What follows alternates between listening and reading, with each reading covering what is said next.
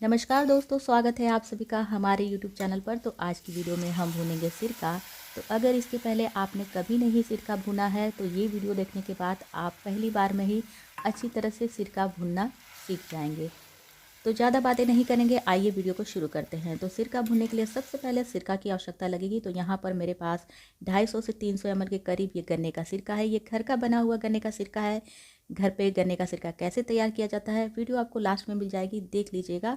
इसमें मैं ऐड करती तो वीडियो काफ़ी लंबी हो जाती। तो इस सिरकों को सबसे पहले कढ़ाई में छान लेना है। तो हाई फ्लेम पर कढ़ाई को रखिए और सिरके को छान लीजिए। सिरकों को छानने के बाद इसमें थोड़ा सा गुड़ मिलाया जाता है, क्योंकि ये काफ़ी खट्टा होता है और बहुत ही स्ट्रांग होता है। तो थोड़ा सा गुड़ मिलाने से इसका जो टेस्ट है बैलेंस हो जाता है। तो 250 ml के करीब जब सिरका है तो उसमें 50 ग्राम से 100 ग्राम के लगभग आप गुड़ ऐड कर सकते हैं। और गुड़ डालने के बाद अब इसमें थोड़ा सा टेस्ट के अकॉर्डिंग नमक डाल देना है। और गुड़ और नमक डालने के बाद सिरके में अच्छा सा उबाल लाना है। अच्छा सा उबाल लाने के बाद इसमें काफ़ी झाग बनते हैं और थोड़ी सी गंदगी भी साइड साइड में लग जाती है। तो उसे आप कड़छी की सहायता से या फिर छन्नी की सहायता से निकाल सकते हैं। सिरके में गुड़ और नमक मिलाने के बाद तेज आंच पर 10 से 12 मिनट पकाने के बाद ही सिरका आपका बन के तैयार हो जाता है, भुनने के लायक हो जाता है। तो जब गुड़ अच्छी तरह से आपके सिरके में घुल मिल जाए और सिरका इस तरह का बन के तैयार हो जाए तो गैस को बंद कर दीजिए और सिरके को एक अलग बर्तन में निकाल लीजिए। ध्यान रखिए कि सिरका हमेशा स्टील के बर्तन में ही भुना जाता है, लोहे या फिर एल्युमिनियम के बर्तन में से ना भुने, क्योंकि सिरके के साथ रिएक्शन होगा तो कढ़ाई भी खराब होगी, आपके सिरके का कलर भी खराब होगा। अगर आपके पास कोई दूसरा स्टील का बर्तन हो तड़का लगाने के लिए तो कढ़ाई खाली करने की ज़रूरत नहीं है, लेकिन मैं सेम कढ़ाई में तड़का लगाऊँ इसलिए मैंने कढ़ाई को खाली कर लिया है। सिरके में हरी मिर्च और लहसुन का काफ़ी अच्छा टेस्ट आता है। तो यहाँ पर थोड़ा सा अधिक मात्रा में मैंने लहसुन छील के रखा है और हरी मिर्च को कट कर लिया है। तो हरी मिर्च को आप चाहें तो आधे टुकड़ों में भी कट कर सकते हैं या फिर बीच में से भी उसे कट कर सकते हैं। और बहुत लोग इसमें लाल मिर्च का भी तड़का देते हैं, तो आप चाहें तो हरी मिर्च की जगह लाल मिर्च का भी यूज़ कर सकते हैं।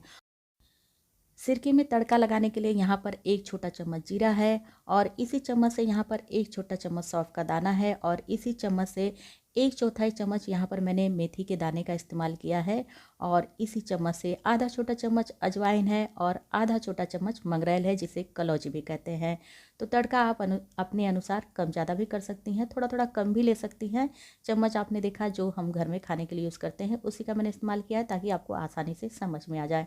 और यहाँ पर 100 ग्राम के लगभग कटहल है। तो अगर आपके पास कटहल है तो कटहल भी डालिए, बहुत ही अच्छा टेस्ट आता है। और अगर कच्ची कैरी मिल जाती है, कच्चे आम मिल जाते हैं तो उसे भी छोटे छोटे टुकड़ों में कट करके इस सिरके में डाला जाता है, काफ़ी अच्छा टेस्ट आता है। लेकिन अभी कैरी का सीज़न नहीं है तो मैंने सिर्फ कटहल से काम चला लिया है। आप चाहें तो बाद में कैरी को भी भून के इसमें ऐड कर सकती हैं। तो सेम कढ़ाई में मैंने थोड़ा सा सरसों का तेल लिया है। तो जब भी आप सिरका वगैरह भूनिए तो सरसों के तेल में भूनिए, काफ़ी अच्छा टेस्ट आएगा। और जब तेल आपका अच्छा गर्म हो जाए तो इसी में इन कटहल के टुकड़ों को डाल देना है और मीडियम फ्लेम पर इस कटहल के टुकड़ों को कम से कम 50% तक भून के तैयार कर लेना है। जब ये कटहल के टुकड़े हल्के से सुनहरे हो जाए तो इन्हें तेल में से बाहर निकाल लीजिए। और अगर आपने आम के टुकड़े लिए हैं तो उन्हें भी इसी तरह से भुनना होता है जैसे हमने कटहल को भुना है। हमारे कटहल के टुकड़े भूनकर सुनहरे हो चुके हैं, इन्हें हम निकाल लेते हैं अलग बर्तन में। और तेल थोड़ा सा ज़्यादा लग रहा है तो मैं इसमें से सरसों का तेल थोड़ा सा निकाल भी लूँगी। और निकालने के बाद अब इसमें तड़का लगा लेना है। तो तड़का लगाने के सबसे पहले जब तेल अच्छा गर्म हो जाए तो इसमें ये जो पचफोरन है इसे डाल देना है और डालने के बाद इस पचफोरन को हल्का सा सुनहरा कर लेना है। जब पचफोरन हल्का सा सुनहरा हो जाए और अब इसमें आधा छोटा चम्मच के करीब हींग डाल देना है। और हींग डालने के बाद इसमें लहसुन और 2 खड़ी लाल मिर्च का मैंने इस्तेमाल किया था। लहसुन को हल्का सा सुनहरा कर लेना है। जब इस तरह से लहसुन आपका हल्का सुनहरा हो जाए तेल में तो अब यहाँ पर जो कटी हुई हरी मिर्च है इसे भी इसमें डालकर थोड़ी देर चलाकर पका लेना है, 3 से 4 मिनट के लिए। और जब हरी मिर्च भी इस तरह से पक के तैयार हो जाए तो अब जो सिरका आपने बना कर रखा है, गुड़ और नमक में पका कर रखा है, उसे इसमें डाल देना है।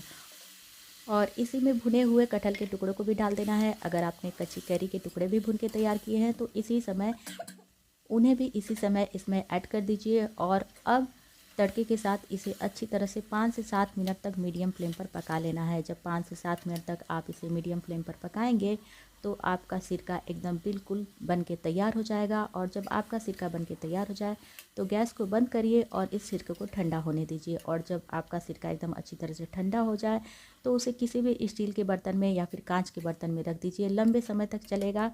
और जैसे जैसे आपका सिरका पुराना होगा ये काफ़ी टेस्टी होता जाता है। जो भी हमने लहसुन, मिर्च और कटहल के टुकड़े, आम के टुकड़े इसमें डाले होते हैं, ये सारे बाद में निकाल के खाए जाते हैं, क्योंकि ये समय के साथ एकदम पक जाते हैं और गलते जाते हैं, जो कि खाने में काफ़ी टेस्टी लगते हैं। तो सिरके को रोटी पराठे के साथ खाया जाता है, दाल चावल के साथ भी खाया जाता है, दाल में अक्सर डाल के खाया जाता है, तो दाल का टेस्ट बढ़ जाता है। अगर आप चाहते हैं कि आपका सिरका लंबे समय तक स्वादिष्ट और सुरक्षित रहे तो इसे कांच के बर्तन में रखिए, ज़्यादा दिन तक चलेगा। और जब भी आप खाने के लिए सिरका निकालें तो किसी साफ सूखे बर्तन से निकालिए, तो सिरका आपका लंबे समय तक स्वादिष्ट भी रहेगा और ख़राब बिल्कुल भी नहीं होगा। तो उम्मीद है कि आज की वीडियो आप लोगों को पसंद आई होगी। अगर ये वीडियो आप लोगों को थोड़ी सी पसंद आती है तो वीडियो को लाइक, शेयर और कमेंट करना बिल्कुल भी ना भूलिए। और अगर चैनल पर नए हैं, मेरी और भी रेसिपी देखना चाहते हैं, तो प्लीज़ चैनल को कर लीजिए सब्सक्राइब। मैं आप लोगों से मिलती हूँ फिर किसी अगली नई वीडियो के साथ। तब तक के लिए नमस्कार।